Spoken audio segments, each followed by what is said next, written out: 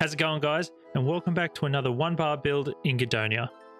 Today we're going to be using the Snakebite armor set, so let's dive in and have a look at the armor.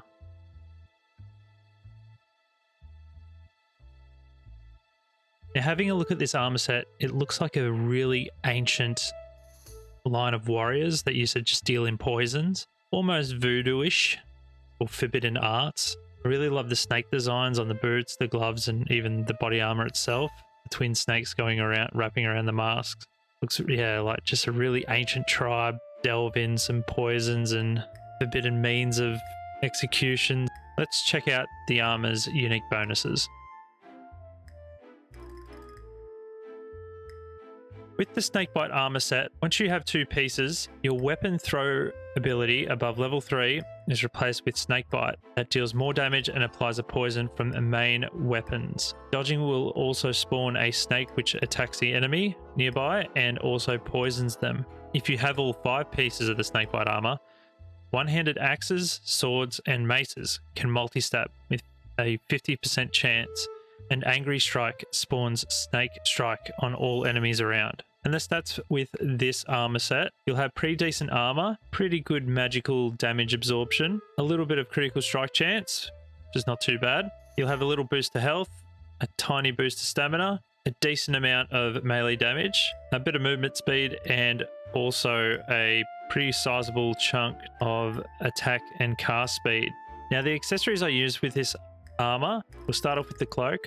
I just use Cloak of the Shadow, which increases damage of your poisons, which is what we want with this build. This build's all about poisons. This will give us 7% critical chance, 100 to health, 250 to melee damage, which is what we want, and also a 40% boost to our crit damage multiplier. And with our other accessories, we have the Serpent Vow set. If you have 2 pieces of the Serpent Vow set, your poisons will deal more damage. But if you have all 4 of the Serpent Vow set, it will spawn poisonous leeches out of poison enemies after they die. Think of it as the blood magic ability with leeches. When you poison them, they spawn poisonous leeches out of them. So you can stack normal leeches and poisonous leeches. So it's just, you're going to be stronger and stronger the more enemies that you take out in a group. And this also comes with a fair chunk to melee damage, range damage, and also a hefty boost to critical damage multiplier. All right, now onto the weapons. The weapons that we're going to be using with this build is the Axe of Madness and also the Bloody Crusher. And you might notice I've got otherworldly poison on both of them. I don't usually do this in the build videos, but since this is a poison build, sort of have to do it. Otherwise, there's no point really making this build at all, when you won't see all of the bonuses that this set has to offer. So with the Axe of Madness, each strike applies confusion effect on the target, which makes it not attack you with a 33% chance, has a chance to spawn an illusion that the enemy will attack instead of you, and also has a chance to apply a devastating mind attack that deals 500% damage. Has normal knockback power, 104 damage, pretty good.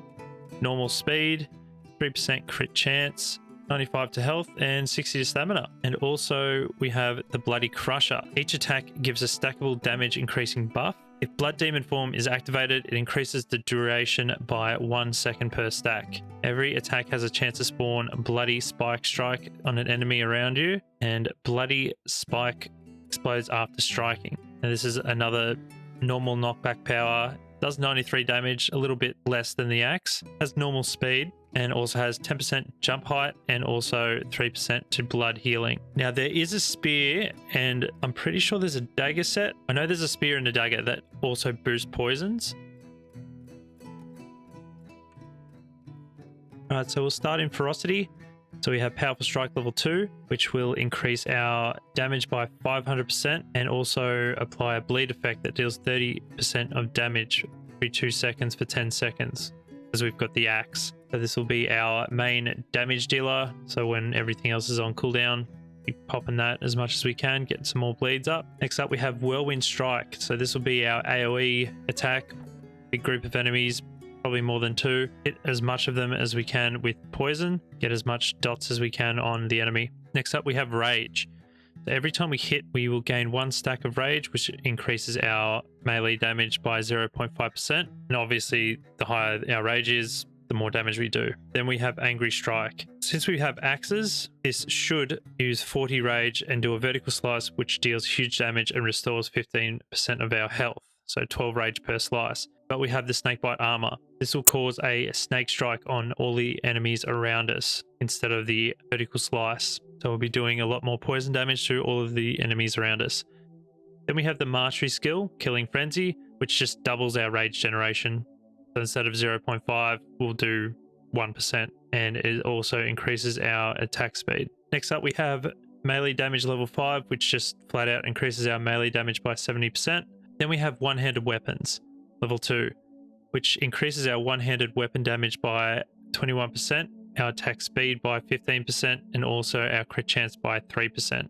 Next up, in Combat Mastery, we have Enchant Weapon, where we can apply our element to our weapon, and also gives us a cleave attack, which deals 50% of our main weapon damage that is scaled with melee and magic damage bonuses. Next up, we have Throw Weapon level 4, where we throw out a chain and we can pull enemies towards us, or we get pulled towards the enemy. With level 4, we can throw it to the ground or a wall and use it as a grappling hook, which is very handy to get around. But with the Snakebite armor, with our throw weapon, we can throw our weapon and it will deal more damage plus poison damage to our enemy. Next up, we have Rend level 4, which gives us a 20% chance to cause bleeding to an enemy with each attack, and that will deal 20% of our damage every 2 seconds for 10 seconds on our target. More bleeds we have on our target, faster they fall. Next up, we have Piercing Strikes level 2. So we have a 33% chance to puncture an enemy's armor, which will cause the enemy to have a debuff, and that debuff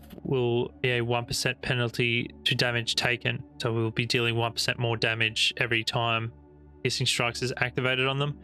And level 2 will also give us the trauma effect, which reduces their movement and attack speed by 20% for 15 seconds. Next up, we have Fencing level 4, which will just give us a combo and increase damage, and also deal additional armor piercing effects with a 100% chance once we finish our combo. Then we have our Mastery skill, Dual Wielding, which allows us to equip 2 one-handed swords, maces, or axes with a minus 33% damage reduction, which isn't ideal, but the amount of damage you'll be pumping out with this, you won't notice it that much. Next up, in Blood Magic, we have our Blood element. So this will be our element that we're going to be using for our build and our enchant weapon, and this will just give us a 5% chance to trigger bloody attacks, which will be our healing, and also once it's applied to our weapon, it'll give us healing enchants on the weapon also. Next up, we have Mark of Blood level 2. So this will drain 10% of our health, but assigns a mark of blood on the target that will slowly deal damage and increase chance of triggering our bloody attacks by 15%. And while attacking this target, the damage is increased. Then we have Hemorrhage. So this will drain 15% of our health, but it will deal 20% of our max health in damage to nearby enemies. Sort of our other AoE option. If we're feeling a bit cheeky, can pop this a few times. Then we have Bloody Attacks level 3, which gives us a 10% chance to restore 8% of our health, and the amount heal is restricted with 20 heals per minute. Then we have Hunger for Blood, which increases our attack and movement speed by 5% for every enemy that is near us. Then we have Leeches level 2, so this is just a passive. After an enemy is taken out, it has a 100% chance to spawn a blood-sucking leech near the body that will attack enemies and restore our health for a limited time. So Leeches level 2, plus if they're poisoned, they drop a poison leech. So you potentially have the chance to have 2 leeches per enemy that you take out. It'd be pretty insane if you take out a massive group of enemies, you'll just have an army of leeches. Next up, we have Bloody Frenzy, which just increases our chance of triggering bloody attacks by 20%. Next up in defense, we just have our Mastery skill Defense Master, which just gives us a boost to our total health by 30%. Then in Banditry, we have Glancing Blows level 2. So with Glancing Blows, we have a chance of negating 10% damage that a enemy is doing to us, and that will increase the lower our health and also the more agility that we have. So we can evade and also negate a lot of damage with glancing blows. Next up we have apply poison level 2, which increases the damage of our poisons. And we also have a 100% chance to apply the poisons with level 1. A must have with this build.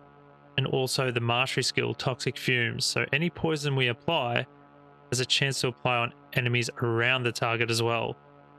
It will just be a poison machine, just toxic cloud ripping through the enemies. Moving on to talents, we have health bonus level 5, which increases our health by 500, which we need for all of our blood moves. And also melee damage bonus level 5, which increases our melee damage by 250%. And then last of all, we have our speed bonus, which increases our attack speed by 15% and also our movement speed by 1.25. All right, let's bully some frost ogres. All right, here we are at the Frost Ogre encampment. We're going to use our blood element and also enchant our weapons and then wait for our blood element to come off cooldown. All right, so here we go.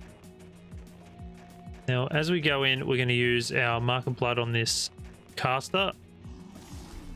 Use that, run away, and then we're going to pull him over to this group. And then we can just use Whirlwind, use our cleave attack with our blood element on, and yeah, okay, they're all done for. You can see we've got a fair bit of a leech army coming towards us, so we can just attack these guys, do a whirlwind, even a powerful strike. And as you can see, we are dealing so much poison damage. It is insane. I'm just going to pull this guy just with Mark of Blood. We're going to poison this guy. We're just going to run in here and do a whirlwind. Maybe a few hits and a hemorrhage. Just knock them back. And look at all of that dots.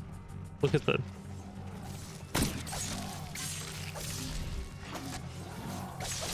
It is crazy. You can see the angry strikes popping up.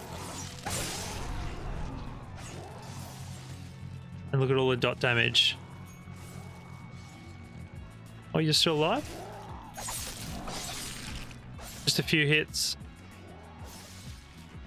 Oh, you're still alive too. Now we'll just put Mark of Blood on you. See how much that does. 1,000 per tick. Which is pretty good.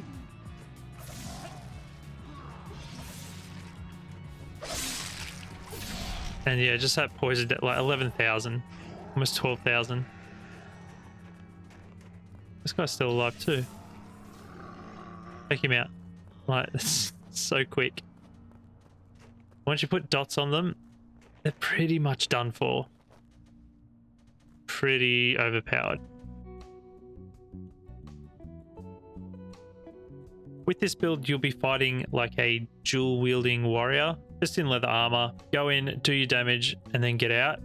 And just use the dots to your advantage.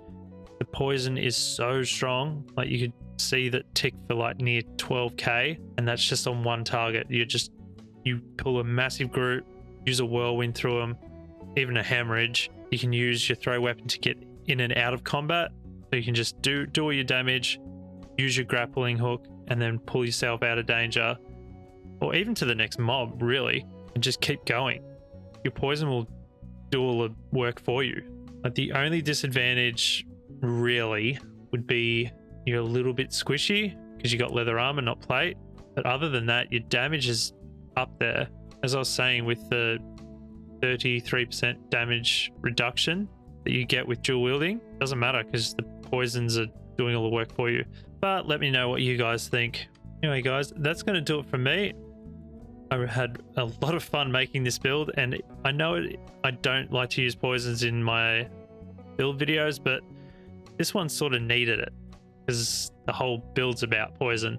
And with the companion armor later on, that's going to be different as well because there's so many variations that you can do with that. Be hard to think about, but I'll get it done. Anyway guys, that's going to do it for me. I appreciate you guys watching. Thank you so much for your support. I really appreciate it. And I hope to see you guys in the next one. All right, guys, take care.